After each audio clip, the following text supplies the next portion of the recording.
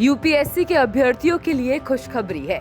दरअसल supreme court ने UPSC यानी सिविल सर्विस परीक्षा में एक और अवसर मांग रहे छात्रों की मांग को जायज मानते हुए एक और अटेम्प्ट देने का फैसला सुनाया है।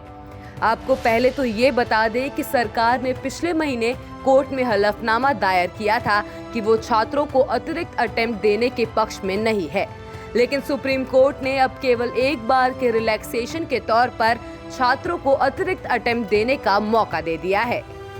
चलिए अब पहले तो ये समझिए कि ये पूरा मामला है क्या।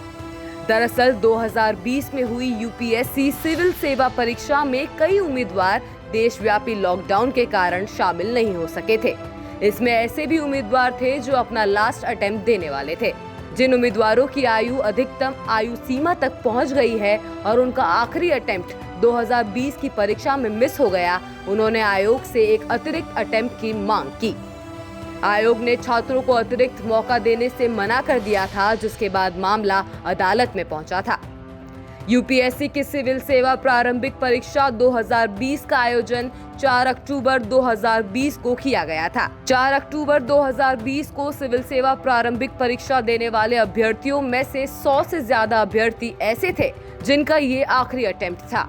जिन अभ्यर्थियों ने शीर्ष अदालत में याचिका दायर कर सिर्फ एक बार की छूट के तौर पर 2021 की सिविल सेवा परीक्षा में मौका देने की मांग की थी, याचिका में कहा गया कि 4 अक्टूबर 2020 को होने वाली इनकी प्रारंभिक परीक्षा की तैयारियां कोरोना वायरस महामारी के कारण प्रभावित हुई थी। कुछ अभ्यर्थियों ने कहा है कि कोविड-19 से जुड़े ड्यूटी में लगने के कारण उन्हें तैयारी का समय नहीं मिल पाया, जबकि कुछ का कहना है कि दूर दराज के इलाके में खराब इंटरनेट सुविधा के चलते उन्हें ऑनलाइन अध्ययन सामग्री नहीं मिल पाई। यानी आप समझ सकते हैं कि जिन छात्रों को आखिरी अटेम्प्ट के चलते 2020 यूपीएससी सिविल परीक्षा था और उन्होंने परीक्षा के लिए अप्लाई किया मगर परीक्षा में शामिल नहीं हो सके, उन्हें एक अतिरिक्त अटेम्प्ट दिया जाएगा।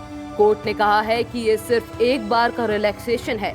यूपीएससी सिविल सर्विसेज एग्जाम 2021 के लिए नोटिफिकेशन 10 फरवरी को जारी किया जा सकता है। आयोग की तरफ से जारी नोटिफिकेशन में इस विशेष प्रावधान का जिक्र मिल सकता है। संघ लोक सेवा आयोग की आधिकारिक वेबसाइट पर भी इस फैसले के संबंध में आधिकारिक सूचना जल्द जारी की जाएगी। जो उम्मीदवार इस वर्ष की सिविल सेवा परीक्षा में शामिल होना चाहते हैं, वो किसी भी अन्य अपडेट के लिए आधिकारिक वेबसाइट पर नजर रखें। यूपीएससी, आईएएस, आईएफएस, आईपीएस और आईआरएस जैसे सिविल सेवाओं के लिए अधिकारियों का चयन करने के लिए हर साल 3 चरणों में प्रारंभिक, मुख्य और इंटरव्यू सिविल सेवा परीक्षा आयोजित कराती है। इस भर्ती परीक्षा में हर साल करीब 8 लाख युवा बैठते हैं। वर्तमान में इस भर्ती परीक्षा के लिए आयु की न्यूनतम सीमा 21 वर्ष और अधिकतम सीमा 32 वर्ष तय की गई है। एससी, एसटी वर्ग के उम्मीदवारों का 5 साल और ओबीसी को 3 वर्ष की छूट है। किसी भी स्ट्रीम से ग्रेजुएट व्यक्ति इसके लिए आवेदन कर सकते हैं।